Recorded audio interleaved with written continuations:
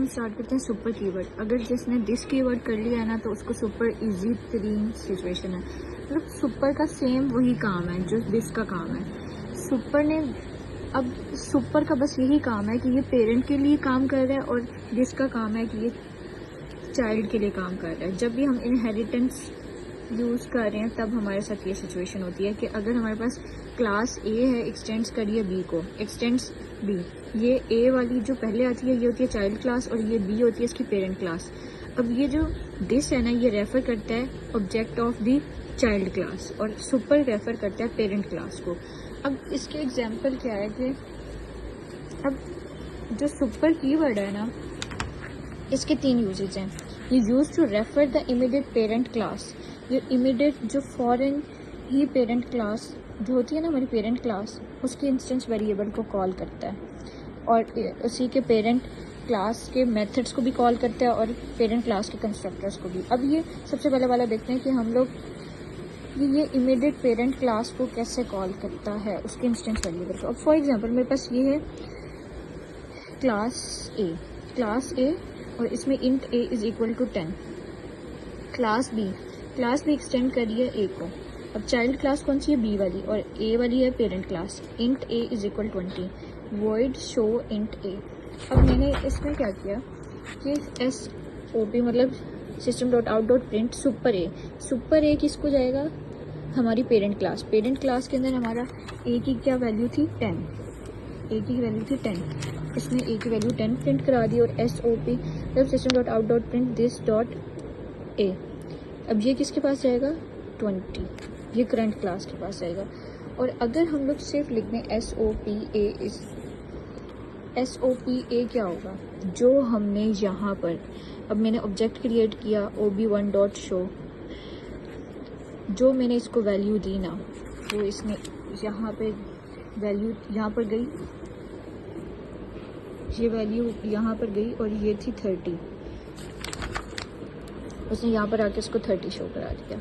ये है डिफरेंस कि अगर हम लोग दिस यूज़ कर रहे हैं तो वो करंट क्लास के पास जा रहा है, अगर हम सुपर यूज़ कर रहे हैं वो पेरेंट क्लास के पास जा रहा है, अगर हम सिंपल ए कर रहे हैं जो हम लोग उसको वैल्यू दे रहे हैं ना तो वो उसको प्रिंट करा रहा है। नेक्स्ट है कि हम लोगों ने अगर इमीडिएट पेरेंट क्लास के मेथड्स को कॉल करना हो वो कैसे करते हैं। अब देखो क्लास ए है, क्लास ए के अंदर मेथड है M1, इसमें इसका मतलब है इसमें क्या होता है कि आई एम इन क्लास ए। अब क्लास बी क्या है, क्लास बी इसकी चाइल्ड क्लास है और क्लास ए क्या है, इसकी पेरेंट क्लास है। अब सेम सिचुएशन के अगर हम लोगों ने एक और मेथड सेम नाम का बना दिया M1 के नाम का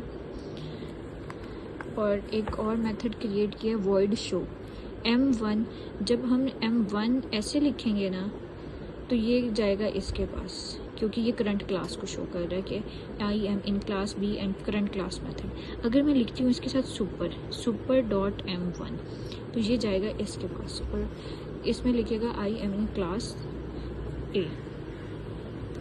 पब्लिक स्टैटिक शॉर्ट ये हमारा मेन था, इसमें हमने ऑब्जेक्ट क्रिएट किया, ऑब्जेक्ट के अंदर हमने शो को मेथड को कॉल किया, मेथड को कॉल करने के बाद इसने M1 को कॉल किया, M1 करंट के पास गया, करंट में I am in class B आया और फिर सेकंड इसका स्टेप था कि सुपर डॉट M1 ये इसके पास गया और इसने ये प्रिंट किया। हमारी आउटपुट क्या आई, सबसे पहले I am in class B, फिर उसके बाद आई एम इन क्लास ए, ये हमारी आउटपुट आ गई। अब बचते हैं पेरेंट क्लास कंस्ट्रक्टर्स पे। इसमें क्या होता है कि अगर हम लोग इनहेरिटेंस में हैं और we do not use the super in child class, it implicitly call the parents constructor. ये हमारा पेरेंट क्या है कि ए और इसका कंस्ट्रक्टर क्या है कि आई एम इन क्लास ए। अगर हम क्लास बी एक्सटेंड करिए, ये है चाइल्ड क्लास, ये है हमारी पेरेंट क्लास। बी का कंस्ट्रक्टर बनाया, उसने कहा कि सुपर, जैसे हमारे लिए दिस यूज़ होता था ना, दिस हम लोग यूज़ करते थे इस तरह एज एन कंस्ट्रक्टर, इसी तरह सुपर भी एज एन कंस्ट्रक्टर यूज़ हो रहा है, लेकिन ये कंस्ट्रक्टर किसका, पेरेंट क्लास का। ये जाएगा और इसके पेरेंट क्लास के पास चल जाएगा और system dot out dot print l n I am in class B. अब जब हमने मेन के अंदर जाकर कहा ना कि b is equal to o b and new B, अब न्यू बी इसके पास गया, इसने सबसे पहले कॉल किया कि इसके पास जाओ, उसने कहा कि मैं तो आई एम क्लास ए।